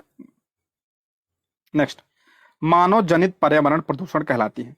मानव जनित पर्यावरण प्रदूषण उसे क्या कहते हैं हम लोग? तो उसे हम क्या कहेंगे? उसे हम परजैविक कहते हैं, ठीक है, ऑप्शन 20 का राइट आंसर, परजैविक कहा जाता है। ऑप्शन 20 का करेक्ट आंसर हो जाएगा। नेक्स्ट,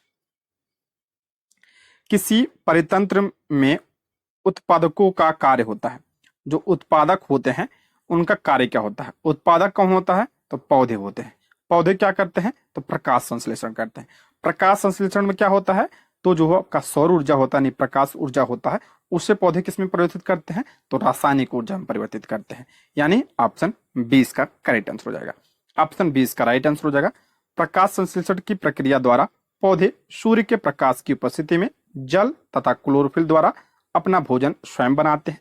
पौधे क्या होते हैं? स्वपोषी होते हैं, ये ध्यान रखिएगा, पौधे स्वपोषी होते हैं, भोजन स्वयं बनाते हैं अपना। प्रकाश संश्लेषण के दौरान प्रकाशीय ऊर्जा का परिवर्तन रासायनिक ऊर्जा में होता है। देखिए यहाँ पे आपका CO2 और पानी साथ ही आपका सूर्य का प्रकाश और यहाँ पे आपका क्लोरोफिल मिलेगा, तो क्या बनेगा आपका ग्लूकोज बनता है, शर्करा C6H12O6 बनता है, और ये आपका क्या मुक्त होता है, तो ऑक्सीजन मुक्त होता है। ध्यान रखिएगा, जो ऑक्सीजन होता है ये उप उत्पाद होता है, ये भी ध्यान रखिएगा, उत्पाद नहीं होता, ये उप होता है, ये उत्पाद तो आपका ये होता है मेन, ठीक है, पौधे के लिए, और बाकी ये क्या होता है, उप उत्पाद होता है, ये भी ध्यान रखिएगा आप लोग। नेक्स्ट, राष्ट्रीय पर्यावरण अभियांत्रिकी संस्थान स्थित है। राष्ट्रीय पर्यावरण अभियांत्रिकी संस्थान कहाँ पे स्थित है, तो नागपुर में स्थित है, ये ऑप्शन सी इसका राइट आंसर हो जाएगा। नेक्स्ट, पारिस्थितिकी संक्रमण की संकल्पना का पहली बार प्रयोग डैश के द्वारा किया गया था। पारिस्थितिकी संक्रमण की संकल्पना का प्रयोग पहली बार किसके द्वारा, तो बेनेट के द्वारा इसका प्रयोग किया गया था। यह है क्या, देखते हैं। पारिस्थितिकी संक्रमण मानव और भौतिक पर्यावरण के बीच संबंधों का अध्ययन करता है, ठीक है, मानव और भौतिक पर्यावरण के बीच का अध्ययन क्या कहलाता है, के बीच संबंधों का अध्ययन आपका पारिस्थितिकी संक्रमण। यह सांस्कृतिक नृविज्ञान में कुछ अभिसरण दृष्टिकोणों का भी आकलन करता है, जिसमें आपका सांस्कृतिक, पारिस्थितिकी, आर्थिक नृविज्ञान, सामाजिक विनिमय और व्यवहार अनुकूलन शामिल है। पारिस्थितिकी संक्रमण की संकल्पना वर्ष 1876 में जॉन बेनेट ने दिया था। नेक्स्ट, निम्नलिखित में से कौन जैव अक्षयकारी प्रदूषक है।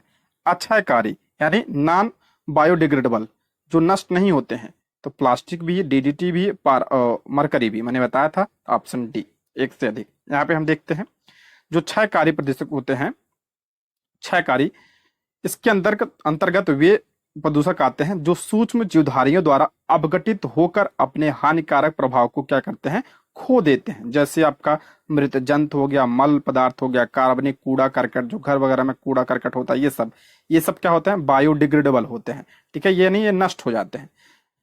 और अक्षयकारी जो नष्ट नहीं होते हैं, इसके अंतर्गत वे प्रदूषक आते हैं जो सूक्ष्म जीवधारियों द्वारा अपघटित नहीं होते हैं और अपना जो हानिकारक गुण होता है ये बना रहता है इनका। जैसे आपका प्लास्टिक, कांच के टुकड़े होते हैं, DDT हो गया, फिनॉल, यौगिक पारी, ये सब पूछा जाएगा प्रश्न, ध्यान रखिएगा, मैंने कई बार बताया है इसके बारे में।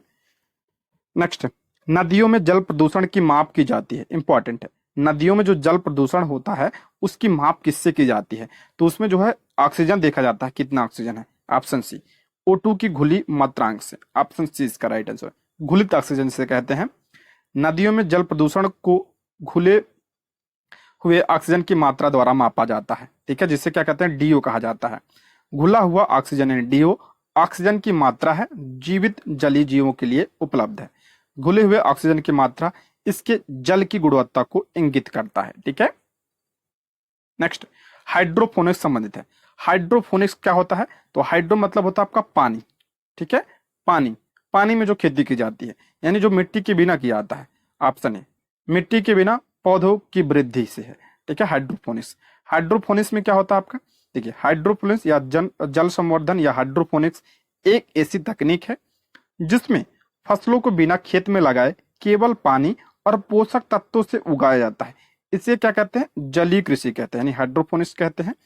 पौधे उगाने की यह तकनीकी पर्यावरण के लिए काफी हद तक सही है। इन पौधों के लिए कम पानी की जरूरत होती है और जिसमें पानी की क्या होती है, बचत होती है। देखिए इस तरह ये का क्या होता है, आपका हाइड्रोपोनिक्स होता है, पाइप लगा दिया जाता है, उसमें पानी और पोषक तत्व मिला दिया जाता है और पौधों को उसमें लगा दिया जाता है, ठीक है, बिना पानी के उगते हैं, इसलिए इसे हाइड्रोपोनिक्स कहते हैं।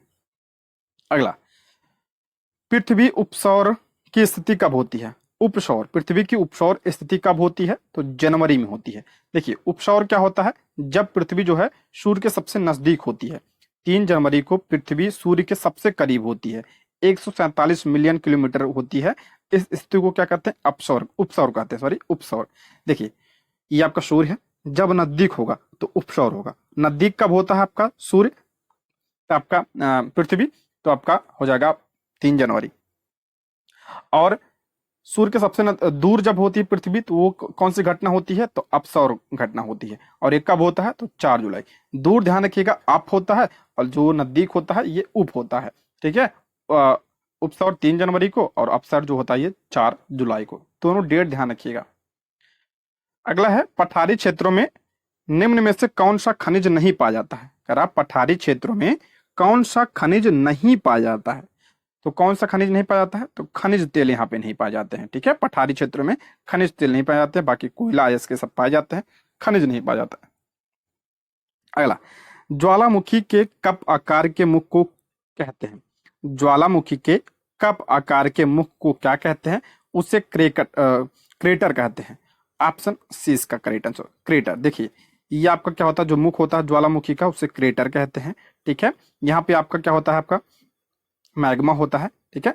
जो अंदर द्रवित मैग्मा होता है, जब ये बाहर आता है, तो जब बाहर आता है इसे क्या कहते हैं? इसे लावा कहा जाता है, ठीक है। ये पॉइंट भी आप लोग ध्यान रखिएगा, ठीक है। और ये जो मुख होता है उसे हम क्रेटर कहते हैं। नेक्स्ट, सहारा प्रदेश में धूल दानव है। सहारा प्रदेश में धूल दानव, ऑप्शन ए। ऑप्शन ए इसका राइट आंसर हो जाए प्रातः काल चलने वाली तीव्र आंधी है, ठीक है। ऑप्शन ए इसका राइट आंसर हो जाए।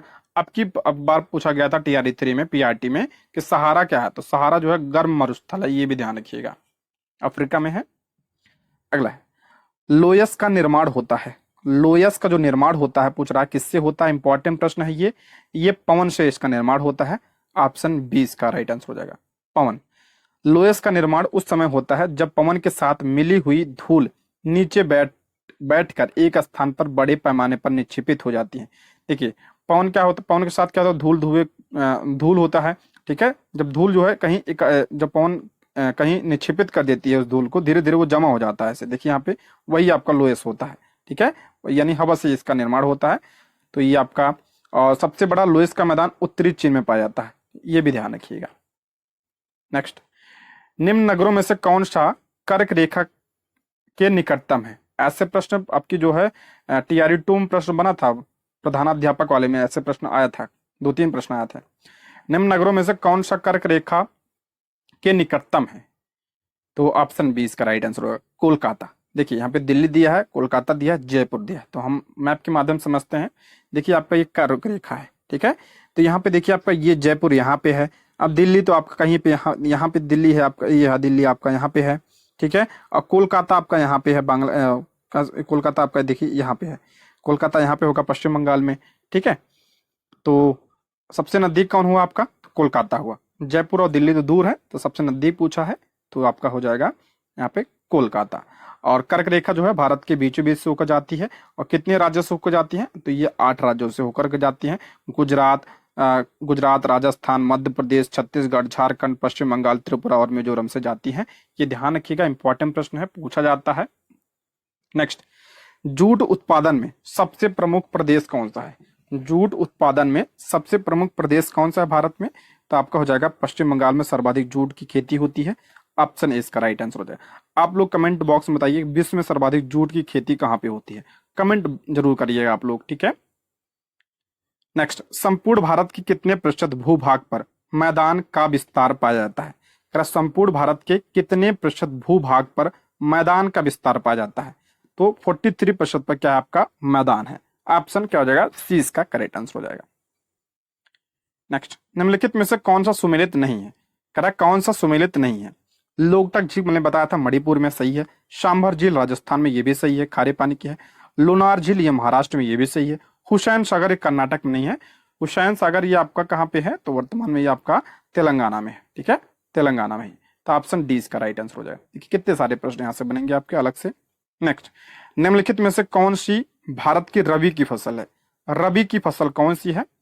तो गेहूं भी है रबी की फसल, नहीं पूछा था। देखिए प्रश्न में क्या पूछा, नहीं पूछा है। तो गेहूं तो रबी की है, जो भी आपका रबी की है, जूट नहीं है। ऑप्शन सी इसका राइट आंसर हो जाएगा। देखिए रबी की फसल चावल, ज्वार बाजरा, सॉरी खरीफ की है, ये जो बरसात में होती है वही। चावल, बाजरा, मक्का, कपास, मूंगफली, जूट, गन्ना, हल्दी, दालें, ये सब आपका खरीफ की फसल होती है। रबी की फसल की बात करते हैं तो गेहूं, मटर, जौ, आलू, टमाटर, प्याज, तेल के बीज जैसे आपका सूरजमुखी, तिल, सरसों, ये सब आपका क्या होती है? ये आपका रबी की फसल होती है। जायद फसल की बात करते हैं, ये आपका ककड़ी, लौकी, कद्दू, तरबूजा, ये सब जायद की फसलें होती है। उदाहरण से ही प्रश्न बनता है तो ध्यान रखिएगा। नेक्स्ट, लघु हिमालय क्षेत्र श्रेणी के ढालों पर मिलने वाले छोटे छोटे घास के मैदानों को उत्तराखंड में क्या कहा जाता है? लघु हिमालय श्रेणी के ढालों पर मिलने वाले छोटे छोटे घास के मैदान को उत्तराखंड में पूछ रहा है, क्या कहा जाता है? तो उत्तराखंड में से बुग्याल एवं पयार कहा जाता है, ठीक है, ऑप्शन सी। लेकिन अगर पूछा जम्मू कश्मीर में क्या कहा जाता है, तो मर्ग कहा जाता है, ठीक है, ये भी ध्यान रखिएगा। जम्मू कश्मीर से मर्ग कहा जाता है और उत्तराखंड में से बुग्याल कहा जाता है। अला अलमाटी बांध किस नदी व राज्य में बनाया जा रहा है? अलमाटी बांध किस राज्य में है ये? तो ये आपका कर्नाटक, कृष्णा, ऑप्शन ए इसका राइट आंसर हो जाएगा। कृष्णा नदी पर है, कर्नाटक में, ठीक है, ऑप्शन ए इसका करेक्ट आंसर हो जाएगा। नेक्स्ट, गंगा एवं ब्रह्मपुत्र की संयुक्त जलधारा किस नाम से जानी जाती है? गंगा एवं ब्रह्मपुत्र की संयुक्त जलधारा किस नाम से जानी जाती है? तो मेघना नाम से, ऑप्शन इसका राइट आंसर। सभी को बताओ गंगा कहाँ से निकलती है? तो गंगोत्री ग्लेशियर से निकलती है, ठीक है। तो ये जो है पहले भागीरथी के नाम से निकलती है, ठीक है, भागीरथी। और जब देवप्रयाग में ये गंगा नाम से जानी जाती है, देवप्रयाग से, उसके बाद ये बहती बहती कहाँ जाती है आपका? जैसे ही आपका प्रवेश करती है कहाँ पे? बांग्लादेश में। बांग्लादेश में से क्या कहते हैं? बांग्लादेश में से क्या कहते हैं? पद्मा कहते हैं, ठीक है, पद्मा कहते हैं। और इधर से आपके कौन सी नदी आ रही है? ब्रह्मपुत्र नदी आ रही है। ब्रह्मपुत्र नदी को जो है बांग्लादेश में क्या कहते हैं? जमुना कहते हैं, ठीक है। और जब ये दोनों मिलती हैं तो किस नाम से जाती हैं उसमें बंगाल खाड़ी में? तो मेघना के नाम से जाती हैं, ठीक है, मेघना के नाम से। तो ऑप्शन सी इसका करेक्ट आंसर हो जाएगा। ये भी प्रश्न बनता है, ध्यान रखिएगा कि पद्मा कहाँ कहा जाता है? तो बांग्लादेश में कहा जाता है, ठीक है, ऑप्शन सी। निम्नलिखित में से कौन सी नदी ज्वार नदमुख का निर्माण करती है? ज्वार नदमुख यानी एस्चुरी का निर्माण कौन करती है? मैंने बताया था ज्वार नदमुख का निर्माण कौन करती है? तो आपका नर्मदा नदी करेगी। देखिए, जो आपका पश्चिम की ओर जो नदियां बहती हैं इधर की साइड, जो अरब सागर में जाके गिरती हैं, ये किसका निर्माण करती हैं? तो एस्चुरी का निर्माण करती हैं। बाकी जो इधर वाली नदियां हैं जो बंगाल खाड़ी में गिरती हैं, ये किसका निर्माण करती हैं? डेल्टा का निर्माण करती हैं। मैंने बताया था नर्मदा नदी जो है आपका, ये पश्चिम की ओर बहने वाली सबसे बड़ी नदी है। तो यह किसका निर्माण करती है? आपका एस्चुरी का निर्माण करती है। तो ऑप्शन क्या हो जाएगा? सी इसका राइट आंसर हो जाएगा। नेक्स्ट, भारत में खनिज के तेल के भंडार मुख्यतः किस प्रकार के चट्टानों में पाए जाते हैं? जो खनिज तेल होते हैं ये किस चट्टान में पाए जाते हैं? तो ये अवसादी चट्टान में पाए जाते हैं। ऑप्शन बी इसका करेक्ट आंसर हो जाएगा। निम्नलिखित में से किस मिट्टी के बारे में कहा जाता है कि इसकी जुताई स्वतः होती है? स्वतः जुताई वाली मिट्टी किसे कहते हैं? तो काली मिट्टी को स्वतः जुताई वाली मिट्टी कहते हैं। इसे रेगुर मिट्टी भी कहते हैं, ठीक है, और इसे स्वतः जुताई वाली में भी मिट्टी कहते हैं। और ये इसे कपासी मृदा भी कहते हैं, क्योंकि ये कपास के लिए क्या होती है? उपजाऊ होती है।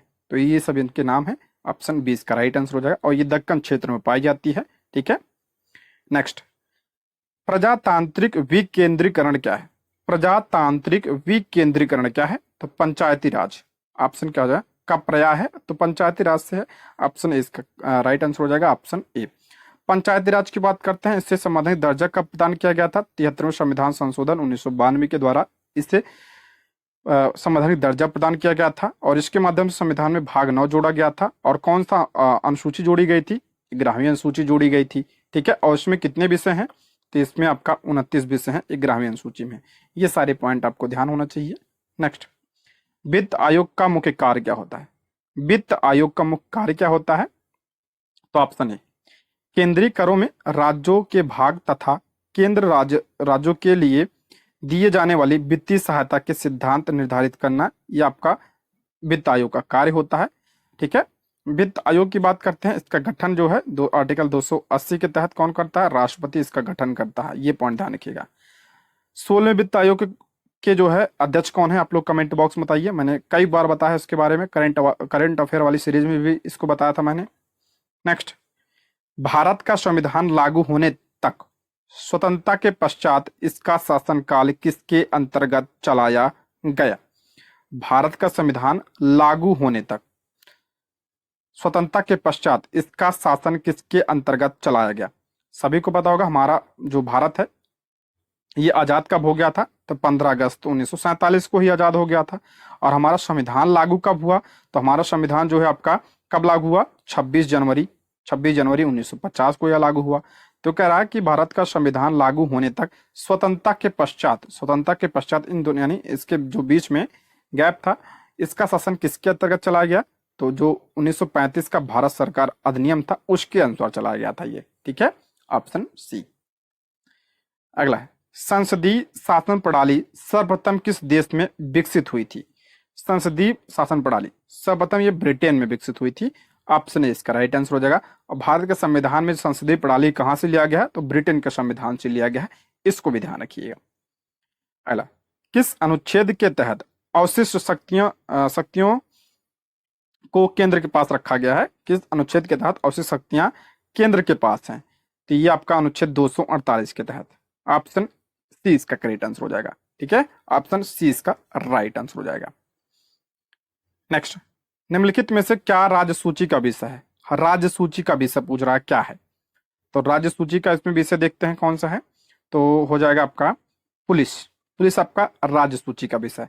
देखिए, जो तीनों सूचियां हैं, एक तो आपका राज्य सूची है, ठीक है, एक केंद्र सूची है, एक आपका समवर्ती सूची है। ये तीनों सूचियां जो है संविधान के किस अनुसूची में है? तो 7वीं अनुसूची में है, इसको भी ध्यान रखिएगा। राज्य सूची की बात करते हैं, इसमें पुलिस आता, जेल, व्यापार एवं वाणिज्य, कृषि और सिंचाई, मछली पालन, स्थानीय सरकार, पशुपालन, सार्वजनिक स्वास्थ्य, ये राज्य सूची के विषय हैं। इंपॉर्टेंट है, इसको जरूर ध्यान रखिएगा। यहाँ पे हम बात करें संघ सूची की, तो देश की रक्षा, विदेश मामले, बैंकिंग, संचार, मुद्रा, रेलवे, ये संघ सूची के विषय हैं। समवर्ती सूची के विषय हैं, तो आपका वन, शिक्षा, बिजली, शादी और तलाक, ट्रेड यूनियन, ठीक है, ये किसके विषय? आर्थिक नियोजन, ये सब समवर्ती सूची के विषय हैं। अच्छा, समवर्ती सूची कहाँ से लिया गया है? तो ऑस्ट्रेलिया के संविधान से लिया गया है। इससे प्रश्न बनता है, ध्यान रखिएगा सारे पॉइंट इसमें। नेक्स्ट, राज्यपाल की उपलब्धियों, भत्तों, विशेषाधिकार का निर्धारण कौन करता है? तो संसद ये सब निर्धारण करता है, ऑप्शन सी इसका करेक्ट आंसर हो जाएगा। अगला प्रश्न है, अब तक कितनी बार राष्ट्रीय आपातकाल की उद्घोषणा राष्ट्रपति द्वारा की जा चुकी है? अब तक भारत में कितनी बार राष्ट्रीय आपातकाल लग चुका है? तो 3 बार लगा है, ऑप्शन बी इसका करेक्ट आंसर हो जाएगा। देखिए, पहली बार कब लगा था? तो 1962 में चीन युद्ध के समय लगा था, दूसरी बार 1971 में पाकिस्तान युद्ध के समय, और तीसरी बार 1975 में आंतरिक अशांति के कारण लगा था भारत में, इंदिरा गांधी जी के द्वारा लगाया गया था, तीसरी बार 1975 में। ये ध्यान रखिएगा। देखिए, भारत के संविधान में 3 प्रकार के आपातकाल की बात की गई है।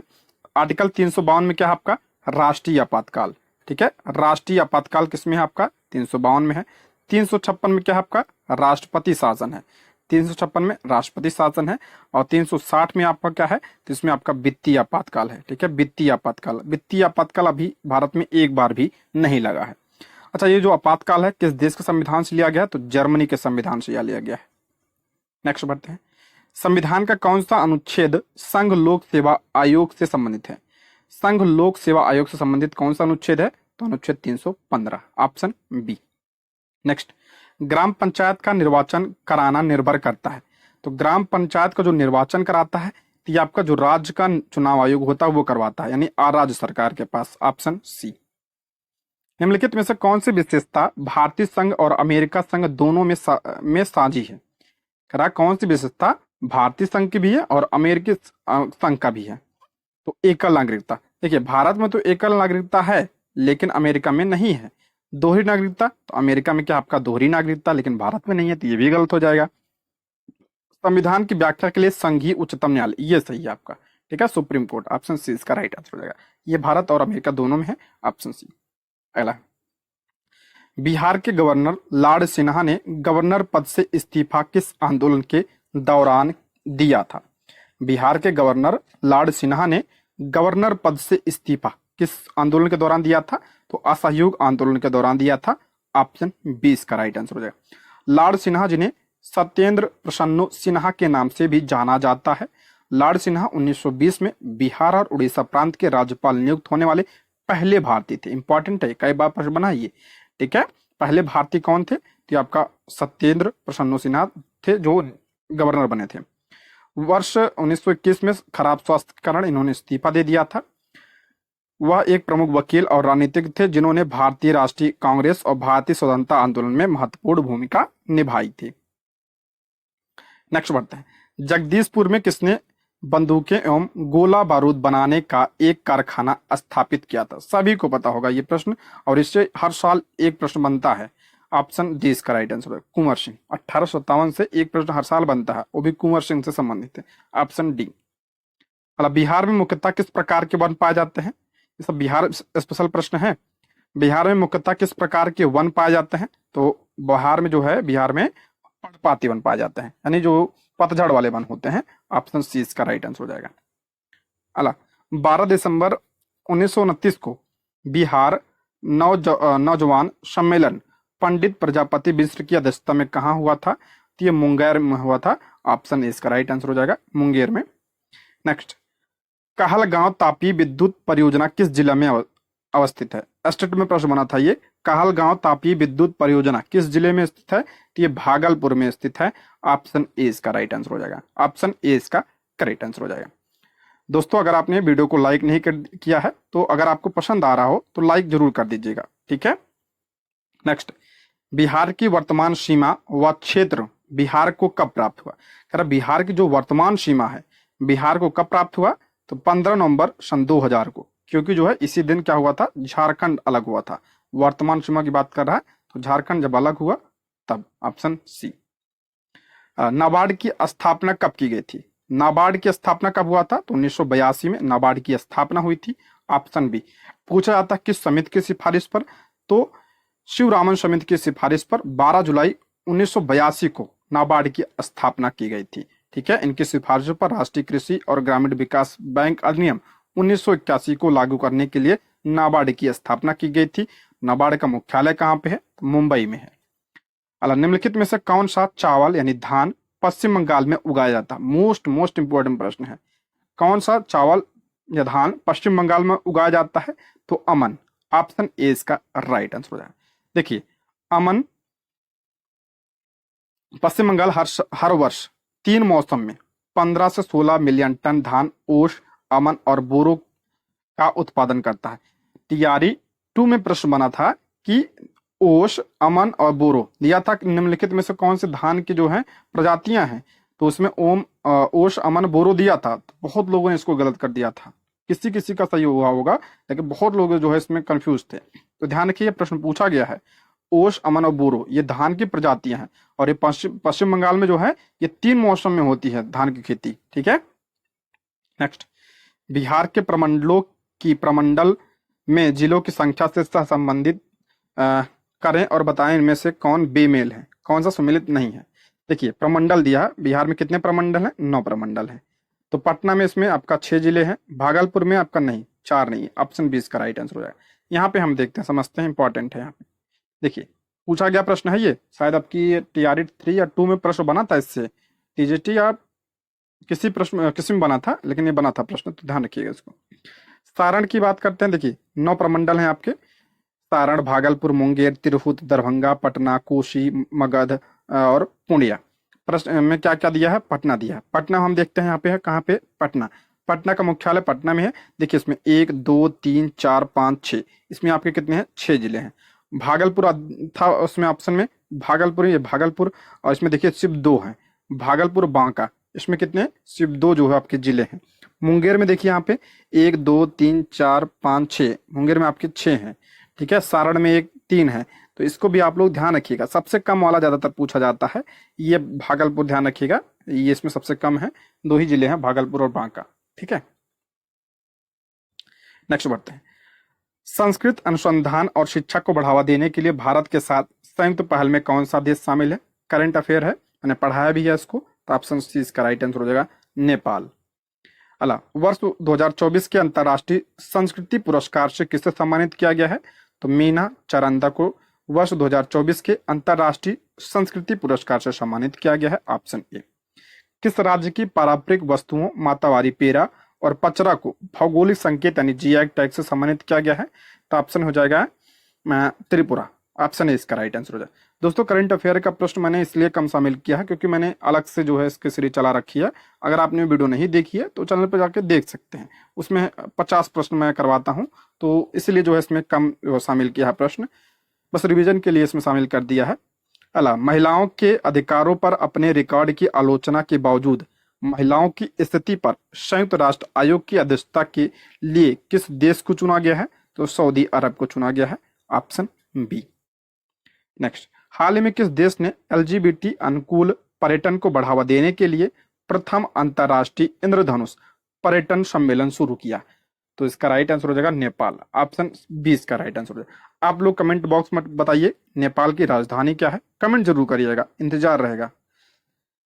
नेपाल की राजधानी क्या है और मुद्रा क्या है, कमेंट बॉक्स में आप लोग जरूर बताइएगा, ठीक है। और ये भी बताइएगा वीडियो कैसी लगी, ठीक। ये रहे आज के प्रश्न। Thank you for watching.